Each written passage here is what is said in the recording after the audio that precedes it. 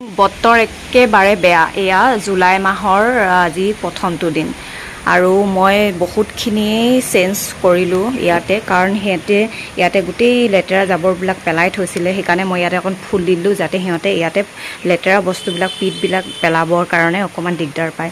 আৰু ইয়াতো অকণমান ফুল দি দিলোঁ, যিহেতু একদম এতিয়া জুলাই মাহততো বতৰ বেয়াই হয়। আৰু আজি যিহেতু ষ্টুডেণ্ট এজনৰ ঘৰলৈ যাব আৰু এটা ঘৰলৈ গ'ল আৰু বতৰ বেয়াৰ কাৰণে গোটেই কাপোৰবোৰ মই এনেকৈ থৈ দিছোঁ। আগতেই মই কৈছিলোঁ যে আগতে মোৰ যিটো ৰুম এতিয়া ষ্টুডেণ্ট আছে সেই ৰুমটোত আগতে মই কাপোৰ কানি এনেকৈ ডাৱৰীয়া হ'লে মেলি থৈ দিওঁ। যিহেতু এতিয়া সেই ৰুমটোৰ ষ্টুডেণ্ট আছে, গতিকে এই ৰুমটো ইয়াত থকা ল'ৰাজন পৰীক্ষা শেষ হ'ল কাৰণে সি আগতীয়াকৈ ঘৰলৈ গ'ল। গতিকে তাৰ বিচনাখন এইকাৰণে তাৰ ৰুমটো এনেকৈ এতিয়া মই কাপোৰ থোৱাই কৰি দিছোঁ। হ'লেও আজি মই এতিয়া ৰুমটো গোটেই চাফা কৰিবলৈ লৈছোঁ। চাফাটো ভালকৈ কৰিব নোৱাৰোঁ, ৰেগুলাৰেই চাফা কৰা হয়, কিন্তু মানে বেটিয়ে ইমানেই মানে আমনি কৰে। মোবাইলটো যদি চাবলৈ নিদিওঁ তাই গোটেই বস্তুবোৰ টানি ফুৰে আৰু টানিবলৈ দি দিওঁ। আৰু এই বিচনাখনো আনি লৈছোঁ তাই দুপৰীয়া সময়ত অকণমান শুৱে কাৰণে তাইক খুৱাবলৈ। আৰু আজি ৰুটি আৰু আলু ভাজি খোৱালোঁ। ৰুটি অকণমান আছে, দুখনমান শুকান মানে তেল দিয়া ৰুটি, আৰু ইয়াতে আলু ভাজি আছে। আৰু মোৰ ডাঙৰ গেছটো শেষ হ'ল, এতিয়া মই সৰু গেছটো আনিছোঁ। আৰু যিহেতু ইয়াতে মানে পাইপ গেছ ফিটিং কৰিব ইয়াতে, আৰু এতিয়া কৰা নাই, মানুহ অহা নাই কৈ আছে। বাৰু যি কি নহওক, বহুতখিনিয়ে পৰিৱৰ্তন আপোনালোকে দেখিলে চাগে। আৰু এয়া বাথৰুমত এয়া লেতেৰা। আগতে মানে সিহঁতে খাই মই ক'লোঁ যে কি তোমালোকে বাচনবিলাক এই বাথৰুমতে থৈ দিবা। যেতিয়া মই থকা নাছিলোঁ, মই যেতিয়া ঘৰলৈ গুচি গৈছিলোঁ, তেতিয়া সিহঁতে বাচনবোৰ নিজে ধুইছিলে, কিন্তু গোটেই লেতেৰা পেতেৰা কৰি থৈ দিছিলেগৈ। এতিয়া বাথৰুমতে এনেকৈ, আৰু সিহঁতে মাছ মাংস হ'লেহে ভাত খায়, যদি মাছ মাংস নহয় তেতিয়াহ'লে গোটেই ভাতবোৰ এৰে। আৰু এনেকৈ মোৰ বেয়াও লাগে, এনেকৈ থৈ দিছোঁ, এইখিনি পেলাই দিম। আৰু ডিচিপ্লিন হৈ থকা নাই ল'ৰাকেইটা। 8:30 বজাত, প্ৰথমতে 7টা বজাত যিহেতু স্কুল কৰিছিলে, আৰু এতিয়া 8:30 কৰি দিলে। সিহঁতে 8টা বজাত উঠি ধাম ধুম বিচনা এনেকৈ থৈয়ে মানে স্কুল গুচি গ'ল।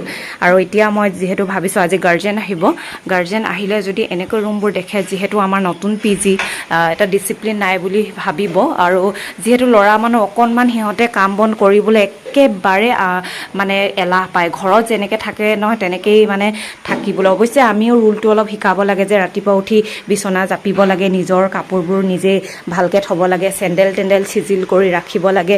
কিন্তু মানে সেই ডিচিপ্লিনটো কিনো ক'ম, এনেকুৱা লাগে। আজিকালি ল'ৰাবিলাকে ক'লে কথাবোৰ অকণ বেয়া পায় ন। ৰুমটো এনেকুৱা ডিচিপ্লিন হৈ থকা নাই। ওপৰত মকৰা জালো আছে, এতিয়া মই ভাবিছোঁ মকৰা জাল গুচাই দিওঁ। আৰু যিহেতু ক'লেও উপায় নাই, যিহেতু আমি কিছুমান সুবিধা কৰি দিব পৰা নাই, হ'লেও সিহঁতে নিজেই অকণমান এনেকৈ আল্লা এইটো হেগিং লগাই অকণ সুবিধা কৰি লৈছে বাৰু। আৰু এটা পোৱালি আছে, সি মানে একদম সৰু পোৱালি, ক্লাছ 9ত পঢ়ে, পুতলাও আনি লৈছে। পুতলা আনিলে কি হ'ব, মানে থোৱা সিহঁতৰ টেবুলৰ অৱস্থা নাই, মানে কেতিয়া পঢ়ে এয়া বিচনাত, মানে এয়া কিতাপ পত্ৰ, এয়া চেণ্ডেল জোতা। আৰু মই ভাবিছোঁ এতিয়া অকণমান ডিচিপ্লিন কৰি দিওঁ। আৰু সিহঁতেতো জিমৰ বস্তুবোৰ, জিমো কৰিবলৈ মানে বহুত কিবা কিবি সিহঁতৰ ইচ্ছা ন। এতিয়া যিহেতু সিহঁতৰ পঢ়া সময়, এইটো বয়সত মানুহৰ সপোন দেখাৰ সময়। আৰু ভাবিছোঁ এতিয়া মই এইবোৰ অকণমান চাফা কৰি দিওঁ। আৰু আজি যাবগৈ, সিহঁতে যোৱাৰ পিছত অকণমান বেয়াও লাগিব, কাৰণ মই 3টা সময় ডিউটি মাৰি আছিলোঁ তো, ভাত ৰন্ধা চব মানে নাস্তা দিয়া। এতিয়া সিহঁতে গ'লেগৈ, মই বাৰু অৱশ্যে ভাল হ'ব। মোৰো অলপ কাপোৰ চিলাবলগীয়া আছে, সেইখিনি মই চিলাব পাৰিম। মই মোৰ PGটো দেখুৱালোঁ, অকণমান পৰিৱেশ। আৰু এতিয়া মৰ্ণিং টাইমত মই এতিয়া চাফা কৰিম ঘৰটো, আৰু ধুনীয়া কৰি দিম, যাতে সিহঁতে স্কুলৰ পৰা আহিয়ে ৰুমত সোমাই ৱাও। আৰু সিহঁতে চাফা তাফা কৰি দিলে অকণ ভালো পায়, কিন্তু নিজে আকৌ অকণো চাফা নকৰে। যদি মই 3 দিনো ৰুমটো নাসাৰোঁ, সিহঁতে তেনেকেই বিচনাত পৰি থাকিব। আৰু বিচনাবোৰ মানে অহাৰ পৰা দেখিলোঁ এদিনো মানে ৰ'দত নিদিলে। বাৰু যি কি নহওক, সেইখিনি লাহে লাহে সিহঁতে নতুনকৈ আহিছে, যিহেতু এতিয়া এমাহ হৈছে, নেক্সট এইবোৰ ডিচিপ্লিন সিহঁতক শিকাব লাগিব। বাৰু যি কি নহওক, এতিয়া মই চাফা কৰিম।